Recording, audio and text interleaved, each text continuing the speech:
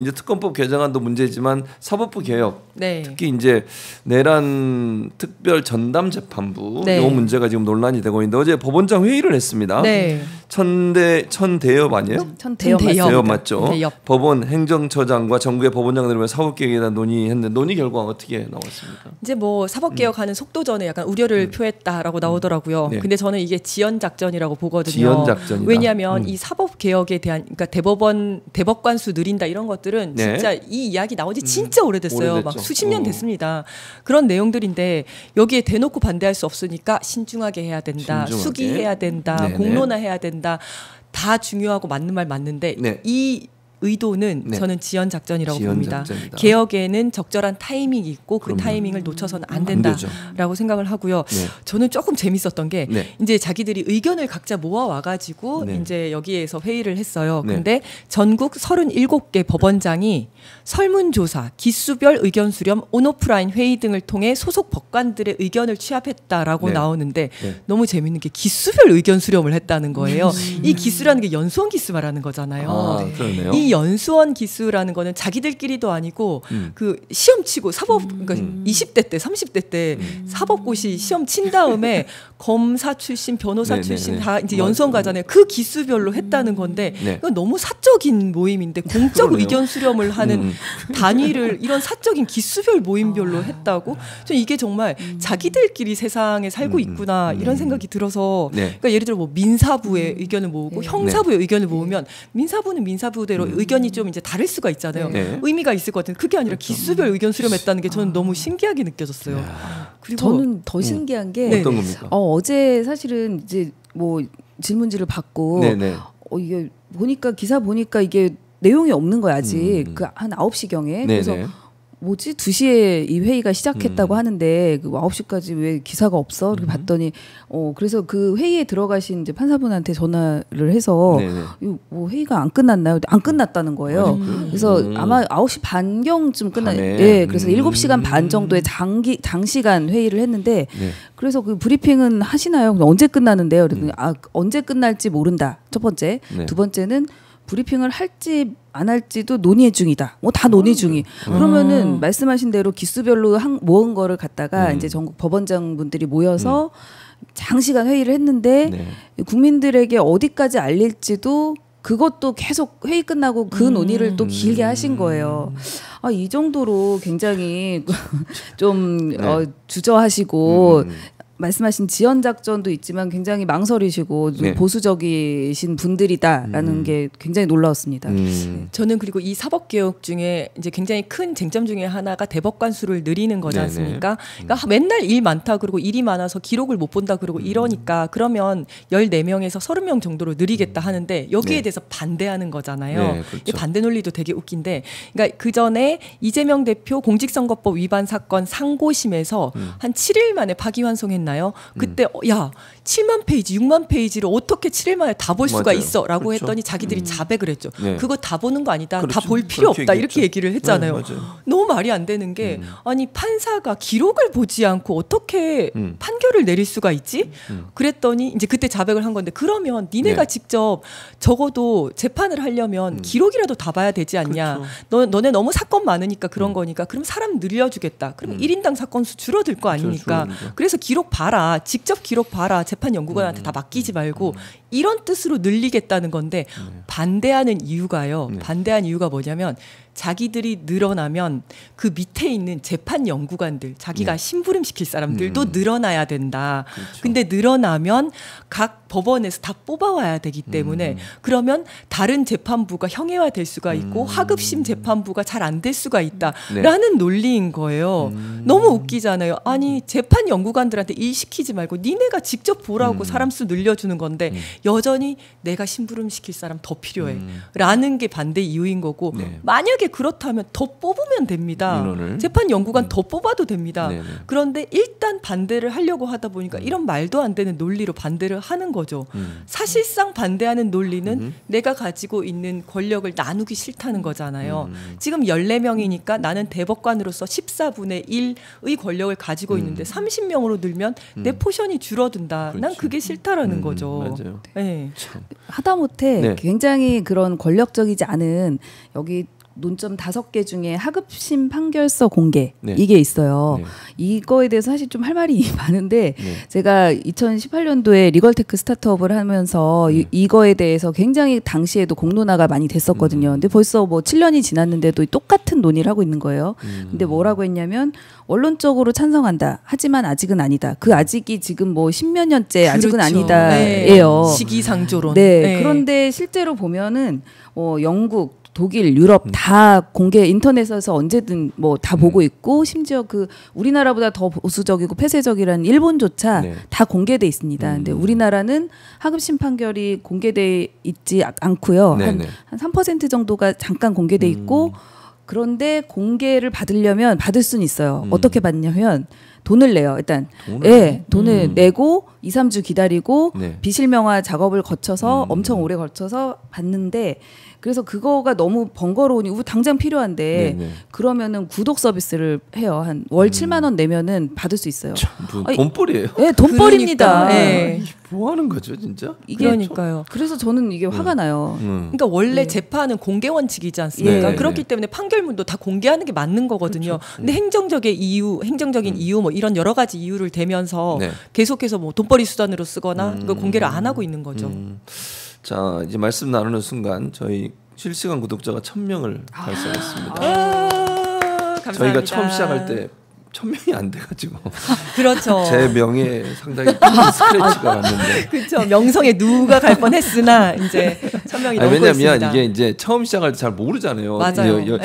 토요일 날 10시에 방송을 한다. 이걸 잘 모르시니까. 네. 그래서 이제 많이 안 오셨는데 이제 좀 어느 정도 인식이 된 것 같아요. 오마이 TV의 최진봉이 보이는 라디오가 토요일 날 아침 10시 밤 그리고 일요일 밤 9시 한다. 여기 정도 알려지니까 많은 분들이 오시지 않는가. 아니 일요일 밤 9시에 하는 거는 동시 접속자 수가 우리보다 많나요? 비슷합니다. 비슷해요. 우리가 더 많이 나와야 되는데. 그러니까 경쟁 상대라고 했었겠죠. 어쨌든 더 많이 와주시고 이렇게 오마이 TV 구독해 주시고 그래서 해주시면 좋겠습니다. 또 여러분이 많이 알려주셔야 돼요. 1,100명이 됐네요. 옆에 있는 분들 공유해 주시고 두 분도 많이 홍보 많이 하세요. 많이 보라고. 구독, 좋아요, 슈퍼챗 부탁드립니다. 슈퍼챗은 아직 하나도 안 왔어요. 아 정말요? 어떻게 된 거죠? 어쨌든 두 분을 향해 슈퍼챗을 보내주시면 고맙겠습니다. 아니 물론 질문은 없는데 그 얘기도 꼭 하고 넘어가야 될 것 같아서 내란 전담 특별재판부. 그게 왜 위원이라고 자꾸 주장을 하는 거예요? 위원 아니라는데? 그러니까요. 그게 이제 사법부 독립이 필요한데 이거는 뭐 입법부에서 만들어서 주는 거니까 사법부 독립에 뭐 영향을 미친다 이런 논리거든요. 말도 안 되는 겁니다. 말도 안 되는 거. 그 이재명 대통령이 굉장히 정확히 말씀하셨죠. 사법부 독립이라는 것은 사법부 마음대로 하라는 게 아니다. 법을 만드는 것은 입법부에서 하는 거고 입법부에서 구성해준 사법부 구성 내에서 독립적으로 이제 재판을 하는 것이 사법부 독립인 거다. 니네 사법부 구성을 사법부가 마음대로 하라는 게 아니다.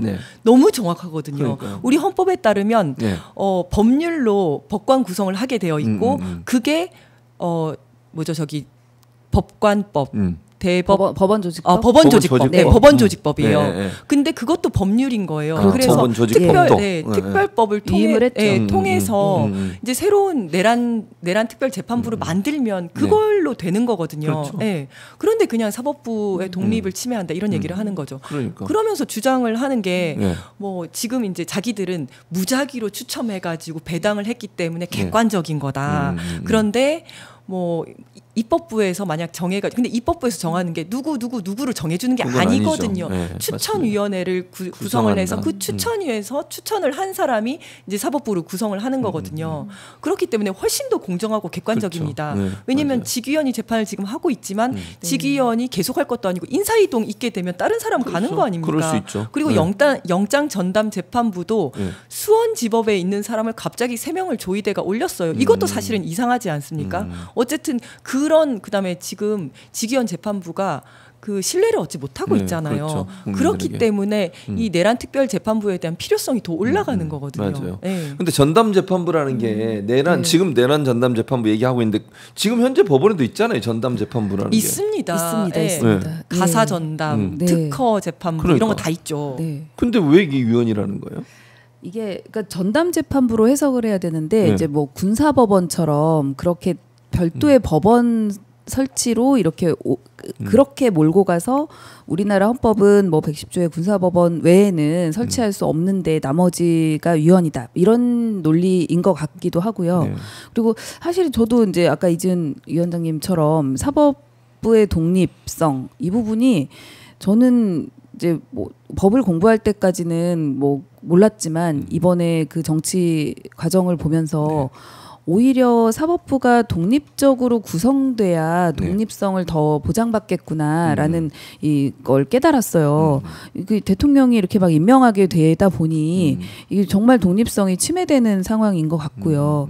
그래서 일단은 뭐 헌법을 당장 바꿀 수는 없으니 뭐 선출이든 다른 식으로 독립할 방법은 좀 약간 좀 시간을 두고 천천히 사회적으로 공론화를 하되 이런 좀 사회적으로 뭔가 치열한 뭐 다툼이 있을 것 같은 경우는 더 독립적인 재판부를 하는 것이 오히려 독립성을 하나씩 가져가는 그런 계기가 되지 않을까 싶긴 합니다. 그러니까 두 분의 말씀 들어보고 또 이재명 대통령이 하셨지만 기본적으로 이거는 위헌 소지가 있는 게 아니다. 자꾸 위헌 소지가 있는 것처럼 이렇게 몰아가는 것 자체가 잘못됐다.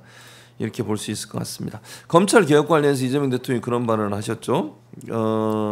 구독이 무서워서 장독을 없애서는 안 된다라고 얘기를 했고 이게 이제 저는 이 부분도 언론이 자꾸 이상하게 몰고 간다고 보는데 이 발언이 예컨대 좀 신중하게 가자고 하는 발언이 마치 대통령이 검찰의 보안 수사권의 존치를 주장했다 이렇게 주장을 하더라고요. 제가 알기로 그거 아니거든요. 저도 아닌 걸로 압니다. 어떻게 생각하세요? 이 발언은 이 해석에 대해서?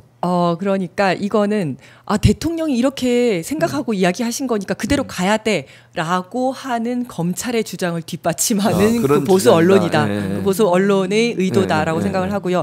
사실 저도 이제 대통령의 의견을 이제 들었고 기자회견도 받고 그다음 저는 또 여기저기 듣는 이야기도 있지만 이지은 위원장 보여주세요. 내 얼굴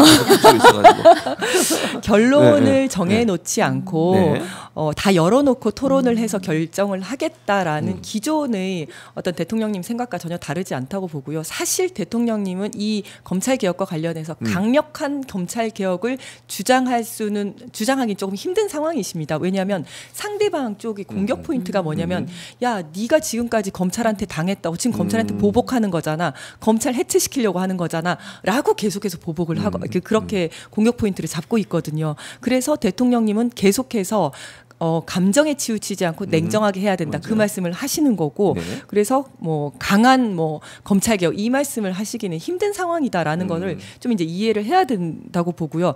그리고 저희는 정말 우리 대통령을 지키기 위해서라도 확실하고 불가역적인 검찰개혁은 필요하다고 보거든요. 우리가 검찰개혁을 제대로 못했기 때문에 노무현 대통령을 지키지 못했고 문재인 대통령 지금 수사받고 있는 거고요. 만약에 지금 제대로 된 검찰개혁을 못한다면 5년 뒤에 정말 검찰은 더 날카로워진 칼로 우리 대통령하고 민주인사들을 정말 도륙할 겁니다. 그래서 이번 기회에 검찰개혁을 정말 제대로 해야 된다라고 생각을 합니다. 홍 의원님은? 저도 이제 약간 실무에서도 많이 발견이 됐는데 그 경찰에서 이렇게 많이 형사 동석을 해가지고 조사를 해서 분명히 기소 의견 또는 불기소 의견으로 이렇게 송치가 됐어요. 그런데 검찰에 가더니 이제 기소로 바뀌기도 하고 정말 불기소 사건이었거든요. 제 관점에서는. 그리고 다시 수사하라는 명령이 내려온 뒤로는 뭐 갑자기 뭐 약식 기소가 되거나 막 공소 제기가 돼버리고 그래서 좀 이상하다. 뭐 이런 부분이 근데 자그마한 사건이니까 그게 사회적으로 공론화가 되지 않았지만 좀 큰 사건의 경우에는 더 무리하게 수사를 하고요. 그래서 이런 부분이 사실은 윤석열, 한동훈 같은 그런 특수통의 경우 정말 극대화된 경우고 그렇게 검사 개개인이 사적으로 향유했던 그런 수사권을 좀 박탈하는 것이 국민을 위한 길이라고 저는 생각을 하고 정상화된다고 저는 시발점이 된다고 생각합니다. 그러니까 결론적으로 말씀을 드리면 두 분 말씀처럼 검찰이 수사권을 갖는 것 자체는 절대로 허용하면 안 된다는 점. 그리고 마치 이제 보수 언론에서 이재명 대통령이 보안 수사권을 주는 것처럼 이렇게 자꾸 오해해서 해석하면 안 된다. 그런 맞습니다. 의도가 전혀 아니고 검찰이 수사권을 주지 않고도 경찰에게 너무 이제 과도한 권력이 가는 것을 견제할 수 있는 장치를 어떻게 만들 거냐.